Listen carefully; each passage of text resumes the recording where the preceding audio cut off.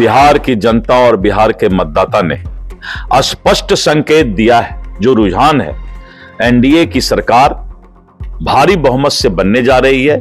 फिर एक बार एनडीए सरकार, एनडीए पांचों दल के कार्यकर्ताओं का जो आपसी संवाद और समन्वय हुआ, यह हमारे जीत का बहुत बड़ा आधार बना। क्योंकि ये डेट फिक्स तो जनता और मतदाता को करने का अधिकार है, तो पहले डेट फिक्स कर लेना यही उनका जो है ये बता रहा है कि हताशा में है वो। नमस्कार, आप देखना शुरू कर चुके हैं लाइव फिटीज को। मेरा अभिषेक है। बिहार विधानसभा चुनावों के नतीजे कल आएंगे, लेकिन एग्जिट पोल में तमाम एग्जिट पोल जो सामने आए हैं उसमें एनडीए की सरकार बनती हुई दिख रही है, लेकिन फाइनल नतीजे कल आएंगे। लेकिन नेता प्रतिपक्ष जो हैं वो लगातार आरोप लगा रहे हैं, दावे कर रहे हैं। 24 घंटे इंतजार कीजिए। बिहार की जनता और बिहार के मतदाता ने स्पष्ट संकेत दिया है। जो रुझान है, एनडीए की सरकार भारी बहुमत से बनने जा रही है। फिर एक बार एनडीए सरकार, और जनता ने अपना मन बना लिया था। अच्छा, एग्जिट पोल के नतीजे आए हैं, क्या लगता है उसमें?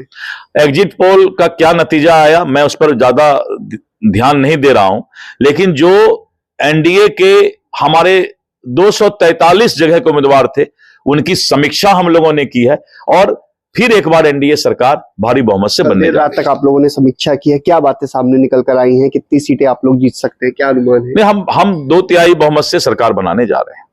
मुख्यमंत्री कौन होगा? नीतीश कुमार जी हमारे नेता हैं, और हमने कहा भी था कि 2025 फिर से नीतीश। आपने तो नारा भी दिया था, और तमाम जिलों में 38 जिलों में जो हर एक विधानसभा में सम्मेलन हुआ था, उस दौरान आप गाना भी गा रहे थे और मंच से कह रहे थे 25 फिर से नीतीश। एनडीए 5 पांडव चट्टानी एकता के साथ चुनाव मैदान में गया था, और जिस तरह से 38 जिला में हमने एनडीए का कार्यकर्ता सम्मेलन किया, और बाद में फिर 243 विधानसभा में एनडीए का कार्यकर्ता सम्मेलन किया।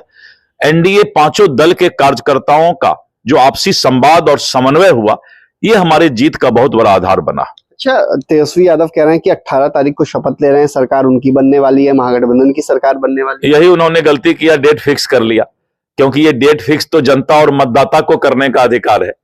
कल जब मैंडेट आएगा तभी डेट फिक्स करने का अधिकार किसी को था, तो पहले डेट फिक्स कर लेना यही उनका जो है ये बता रहा है कि हताशा में है वो। क्या लगता है इस तरह की बातें करके कि क्या दर्शाना चाहते हैं? हताशा में, हताशा में लोग ऐसा बोलते हैं, लेकिन और कुछ भी नहीं। का आरोप लगा रहे हैं। ट्रक गया, उसके अंदर कुछ नहीं था, बक्से थे खाली, उसके बावजूद हंगामा मचाया गया, विरोध प्रदर्शन किया गया, और सीसीटीवी कैमरे को लेकर भी लगातार आरजेडी पहले इन्होंने वीवीपैट पर लगाया था कि समस्तीपुर में वीवीपैट फेंक दिया गया, जबकि बाद में मालूम हुआ कि वो मॉक ड्रिल का डुप्लीकेट वीवीपैट था, जिसको कि उन्हीं के लोगों ने फेंकवा दिया था बाहर में, तो उसके लिए माफी नहीं मांगे।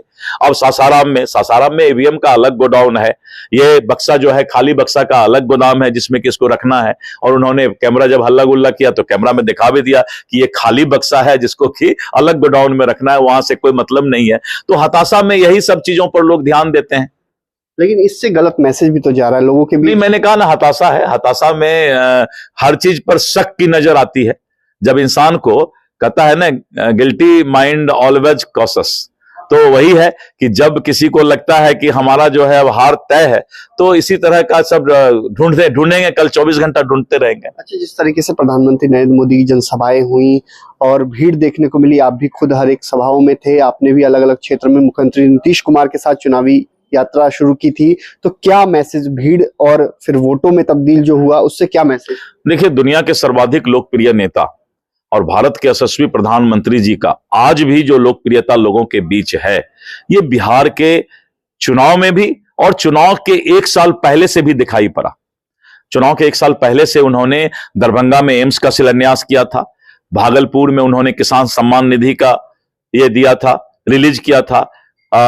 ऑपरेशन सिंदूर के बाद उन्होंने जो ऑपरेशन सिंदूर के लिए उन्होंने जो घोषणा किया था, झंझारपुर में उन्होंने पंचायती राज का किया था। उसके बाद उन्होंने गया किया, विक्रमगंज किया, मोतिहारी किया, सिवान किया, पूर्णिया किया। तो आपने देखा कि प्रधानमंत्री नरेंद्र मोदी जी सिर्फ चुनाव के वक्त नहीं, चुनाव से 1.5 वर्ष पहले से उन्होंने बिहार के लिए विशेष पैकेज दिया, और लोगों ने मोदी के गारंटी और नीतीश कुमार जी के विकास पर जो है अपना मतदान किया है। आपके नेतृत्व में पहली बार पार्टी लड़ी, क्योंकि आप पहली बार प्रदेश अध्यक्ष बनाए गए थे, और बड़ा मौका आपको दिया गया 2025 में, इतना बड़ा इम्तिहान है, तो नहीं, प्रदेश अध्यक्ष के रूप में पार्टी के अभिभावक होने के नाते बिहार का मेरी जिम्मेवारी सबको साथ लेकर चलना था और एनडीए गठबंधन दल को एक मजबूत चट्टानी एकता के साथ आगे बढ़ाना था।